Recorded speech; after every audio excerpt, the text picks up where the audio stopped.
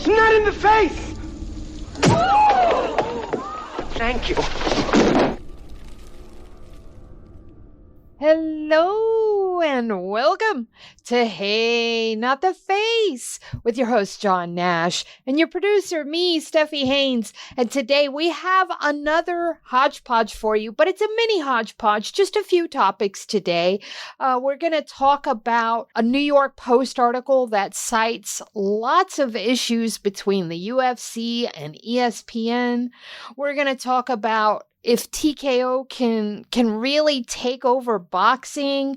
We're going to talk about the ongoing arguments all over MMA Twitter about the UFC's lack of star power. And most importantly, we're going to address Donn Davis's claim of, quote, fake news. But before we do that, I would like to ask that you please subscribe because it will give you access to our bonus content and it helps us out, helps us stay afloat. Now, let's check in with John and see how he's been these past few days. Oh, just terrible. I made the mistake of eating pita chips today while laying down. Uh-oh. As I told you earlier. Now, because I went down the wrong pipe, now I got that, the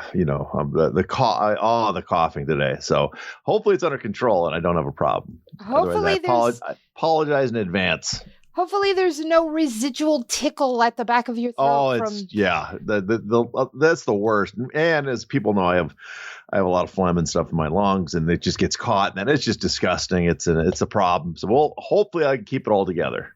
Well, Stacy's pita chips, I've got my eye on you because I'm pretty sure you were eating Stacy's pita chips, right?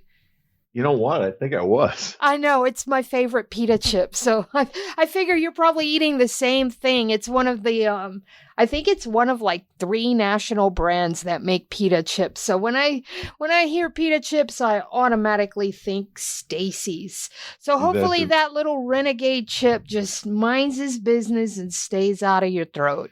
And hopefully we can announce a sponsorship deal with Stacy's next week. Yeah, right. Look at all the free press we just gave him. Yeah, because we love Stacy's and we're big Stacy's pita chip eaters over here. So, anyways, let's go ahead and dive right in. And our very first topic is going to be about Francis Ngannou's contract because we discussed it in our last episode, and Donn Davis replied to us. Basically, John pondered, if Francis Ngannou's contract is up at the end of the month, then maybe PFL might want to get on the ball in utilizing him. Now, he labeled it fake news. So, John, I'm going to turn it over to you so you can defend your statement. Well, it was somewhat interesting. It was just an offhand comment we had last show about what I had heard. My understanding is that his contract has an end date, and that's coming up, and how important he kind of is to their sales pitch. Now, other people picked up on this, and Donn Davis replied to them, labeling, as you said, he said, "No truth, fake news. Francis has at least one more fight with PFL. Further, Francis is a long-term partner as chairman of PFL Africa." That was his response.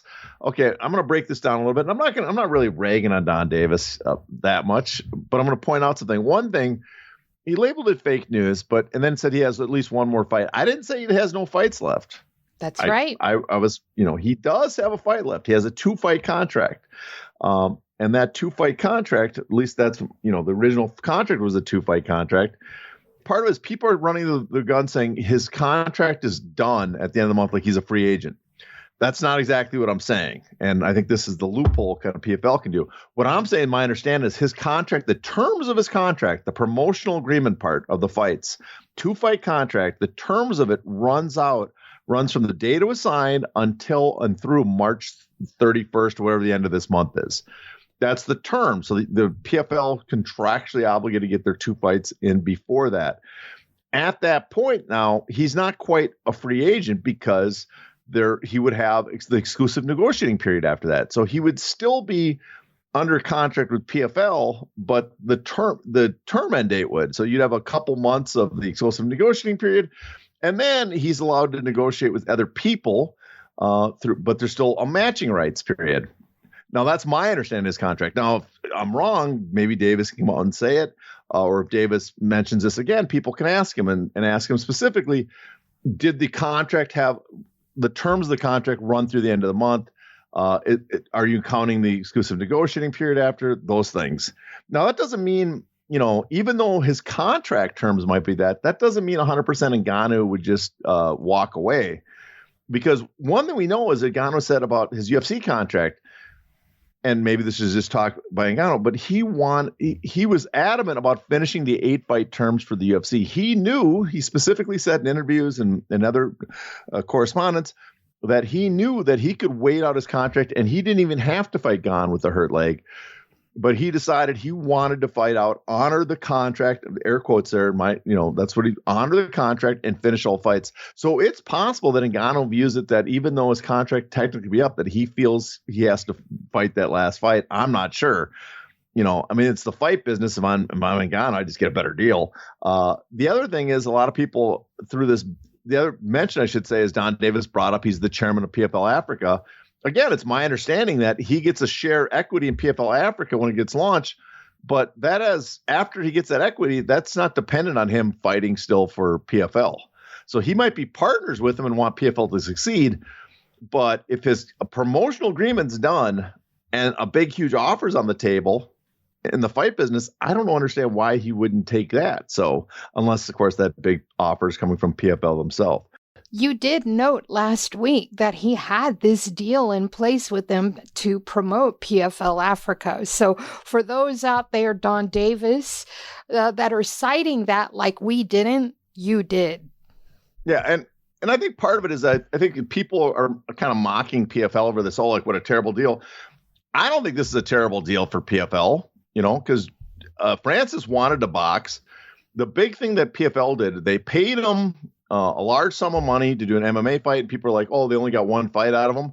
Well, he's expensive. In many parts, him just being attached to PFL has been more valuable than him actually fighting for PFL. I also should note, from what I understand, is that their site fee for the Saudi event was huge. And that might be one of the few events where they actually made money or broke even compared to other events because of that massive site fee. But, all that. A lot of people are like, oh, Francis took him to the ringer. PFL made the stupid contract. Well, they wanted him, and Francis wanted to box. So I guess this is the type of deal you got to make. And this is we see this in boxing all the time, and no one makes a big deal. Bud Crawford got out of his contract when the date was up. So I guess my point is I stand by at least I think the information I got is solid.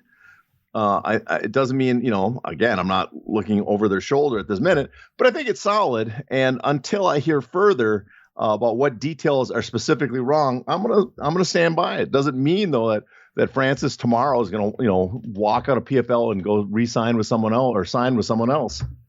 With the Saudis pretty much throwing in their lot with TKO for boxing and probably for UFC events too. I mean, we just saw reports that UFC Qatar is no longer on the books. So with the Saudis being firmly in bed with TKO/UFC, I would imagine that Saudi money isn't going to be flowing around PFL, right? Yeah, that would be my guess as well. Maybe they have some, deals with Saudi Arabia still, but you notice they signed a deal with Abu Dhabi. They signed a deal with them, the road, I can't remember, the road to PFL or the road to Abu Dhabi, whatever the name of that is. They have a deal with them now, and I heard they've been negotiating with Qatar. So there are, it looks like they're pivoting to the other Gulf states. So I think your suggestion there is very plausible that the Saudis are not they're not the open wallet they had before for others outside the TK enterprises. If you're Francis Ngannou and you're bearing all that in mind, there's no Saudi money for PFL where it was, pretty ripe for the picking before and pretty much enabled this contract. What are you going to do when your contract is up? What are your options if you're Francis Ngannou? Well, be clear, his terms are up. There's other parts of the contract that still continue.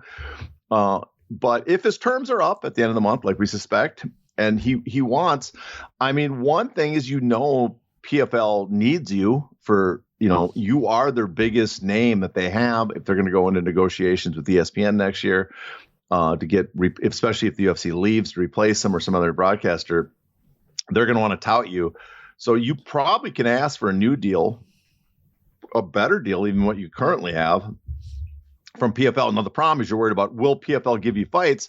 But, there is a possibility, if they're speaking to the other Gulf states, that those places can put up site fees large enough to cover his purse. They just might not load the card as much as they did the last time when they had Cyborg and other fighters on top that are pretty expensive compared to the usual PFL roster. So I do, I don't think it's outside their means to cover Francis Ngannou's contract, because his contract, again, it's, the current one, my understanding, we have a lot of information about it. It's lucrative, but it's not like a big boxing contract that would absolutely, just sink a promotion if you couldn't generate the revenue. It's nothing like that. It's probably a great MMA contract, but nothing like it's not a Canelo DAZN contract, nothing like that. So if I'm Francis Ngannou, I weigh my options, my promotional. At the same time, he might want to support PFL because he has interest in Africa. But, I think those are two different things. One thing is promoting PFL Africa. The other thing is my fight career.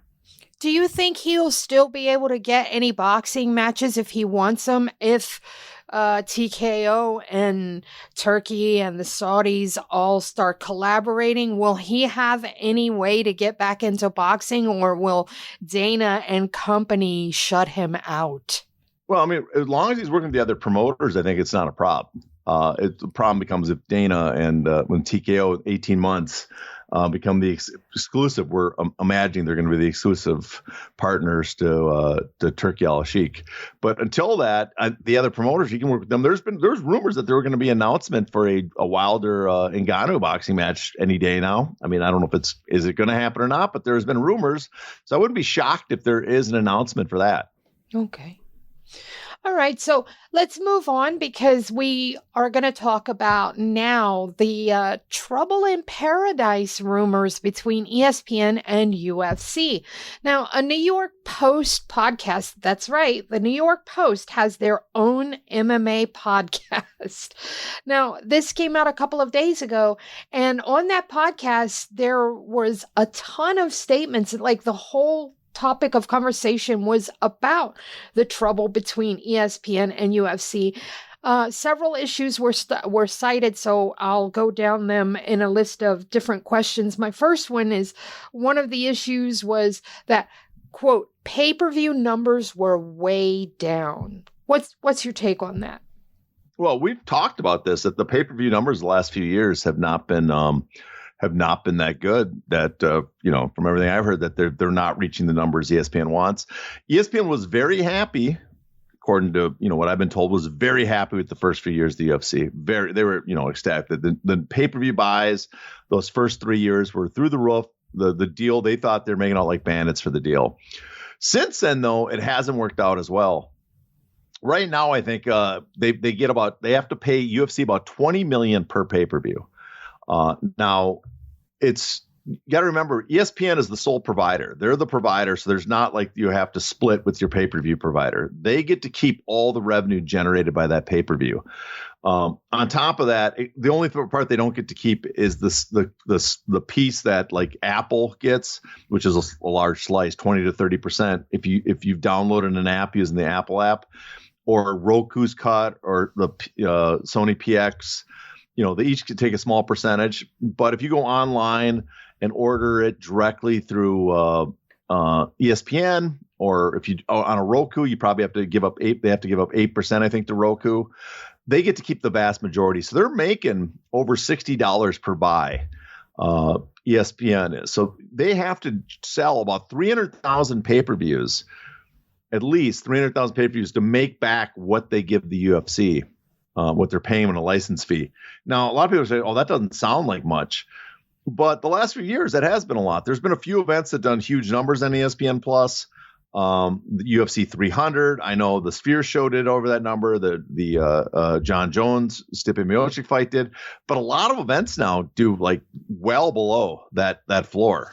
Wow. So the threshold, what used to be around 400,000 was what we would call a successful threshold. Now it's lower. Well, it's been lower for years now. Ever since they actually went to ESPN, there were several events. My understanding was the first event they did. What was that? What was the first ESPN event they did plus pay-per-view? Oh, Max Holloway versus Dustin Poirier. Was that the one?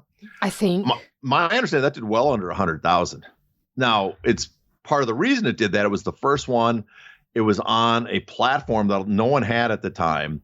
There was a paywall, so you had to subscribe to the platform, ESPN Plus, and it could only get it digitally. So it really ate into pay-per-views. But then when Conor McGregor fought several months later against Donald Cerrone and did like 1 million buys, that kind of changed it. From that point on, they were kind of back to more usual sales, but they always had events that did very low. I don't want to pick on Amanda Nunes, but some of her pay-per-views notoriously did like 100,000. And so there's several events that just don't sell well per year. And now they've been getting more and more as they're offset by a few huge events. But we're going to probably talk about star power later, but this kind of goes into that because the UFC likes to talk about how they're the brand, they're the star, but you can see what the problem is. The big problem seems to be they don't have the big stars fighting enough. If you look at their sales, it's the John Jones, some of his bigger fights. It's definitely Conor McGregor. People like that are generating the vast majority of their big sales, which make it worthwhile to ESPN. And they're willing to accept these poor selling pay-per-views as long as they get a few big ones. The thing is again, as UFC brags that they're the brand, they've been getting in squabbles with some of their stars. Now, Conor's a mess now, but who can forget that Conor was kind of holding out for a while, right? Mm-hmm. They could have got more Conor fights that they caved in. John Jones has been holding out for years for a Francis Ngannou fight, for more money, for Tom Aspinall. They're not willing to cave in on that, so you lose the big John Jones fights. The Miocic fight actually did worse because they waited a whole year. The interest was the year before, so they missed the mark on that. They let Francis Ngannou go. Now people are say, "Oh, Francis ain't a big star." No, but he's a big opponent for some of your other fighters, and he probably could have sold. So there's down the line, there's several big attractions that they probably could have got more fights out of, but the UFC, whatever reason, they don't want to break their model, and so you're losing the big pay-per-view sells. And so for that number, the number's down. Another issue cited was that pay-per-view points are becoming pointless in fighters' contracts because of how low pay-per-view buys are currently. Do you agree with that? Yes. I mean, that's been a problem for a while. If you're not on a big event that sells, the points don't mean much. And, a lot of fighters are trading it for the points for a higher guarantee or whatever. But yeah, that's the side effect of events not selling a lot. So if you're not on a big event and not getting the points that come with it, points don't mean as much. The rumors kept on with UFC supposedly being very, very angry about the ESPN platform being unreliable. They cited this recent UFC 313 card where tons of people had issues. But the thing is, these issues have been going on for a couple of years, a few years, maybe even from the beginning. I know that I personally have experienced issues in buying a pay-per-view. I firmly believe these issues are real and that they are widespread because, everywhere from here in Texas all the way to Washington, D.C., where Luke Thomas is and also had problems, all the way to the West Coast where friends of mine over there had problems buying it. I know it's real. Do you think that this particular problem is going to factor in the negotiations in a meaningful way, considering Netflix has also had their fair share of issues with streaming sporting events? Well, I think the way they've come to the fore in all these issues is a sign about how the negotiations are going. The same fact that ESPN talked about how the way the rumors make it sound like ESPN has moved on from them. that UFC is already intent on going to Netflix. That seems like it was thrown in there as well because it's sabotaging UFC's leverage to go somewhere else. Everybody assumes they're going to go to Netflix and that ESPN's not interested. They can lower the price. At the same time, UFC's bringing up these platform problems. Oh, ESPN better be careful. We're going to go somewhere else. So these seem kind of like they were fed to these guys as not. They might be true. Both those issues might be real, but also that's something you would feed to these podcasters, and that you want the news out there. As kind of a negotiating ploy behind the scenes, right? Or in public, I should say. So that's what I was thinking about those more than that they're real problems, but they also could be very well real issues. I will note for the platform problems, again, you're bringing them up now that they have these problems. But I think the thing is that my understanding, and I could be completely wrong here, it could be outdated, whenever this is my gut feeling, I'll even go with, is that ESPN still wants to be in some way part of the UFC business. I think the part they want is the pay-per-view model, but they want pay-per-views, a better quality of pay-per-views that'll sell, or a lower price on those. And so part of the negotiation, I think, here is that they want to bring down those prices that the UFC is asking for on this stuff. I mean, I don't know, the UFC, if they go to Netflix or anyone else, it's, can anyone else sell pay-per-views the way that ESPN does? There's going to be a lot of questions about this.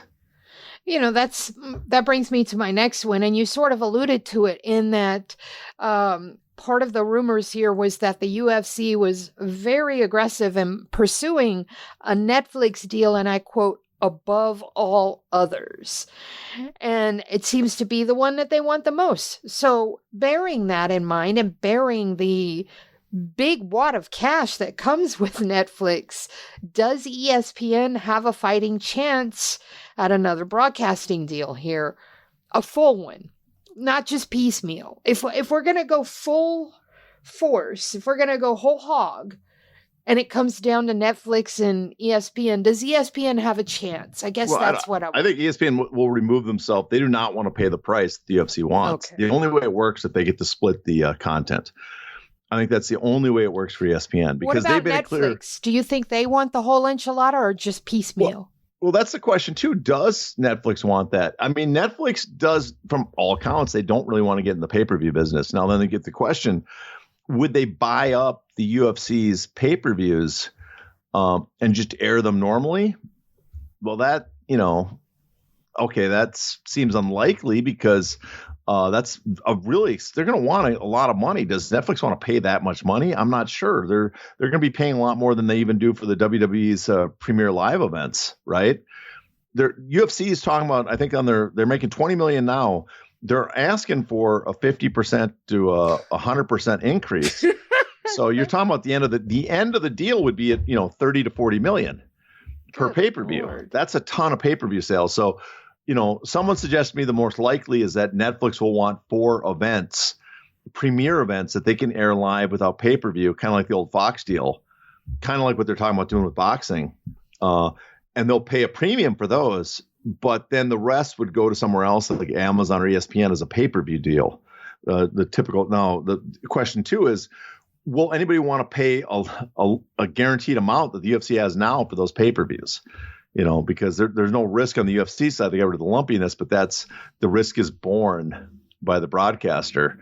And unless you have bigger stars, and I shouldn't say, the other thing with the UFC we forget is they have big stars, but some of these big stars are big stars overseas in places that aren't buying the pay-per-views. It's who's the big attraction in the United States seem to be the problem right now. Yeah. And so they'll want some sort of, I'm guessing ESPN would want some sort of guarantee. Maybe they cut down on the guarantee amount they pay, and then there's more of a revenue split after it reaches a certain point. I don't know, but just my guess would be that they would split the two. They're going to split the package up. I just don't see Netflix taking all the pay-per-view content. And so that means someone else has got to pick up the rest of the pay-per-views because they built up that as a valuable commodity, and there's no way they're not going to ask for tens of millions of dollars for that per event when that's what they've been getting. Now, fitting right in with this conversation is the arguments that are happening right now about the lack of star power and how much that's factoring in. Now, you alluded to it earlier with, your pay-per-views aren't selling because you don't have the stars. So let's talk about that. To access the bonus content of this episode, you must be a paid subscriber. To do that, go to heynottheface.substack.com and subscribe today.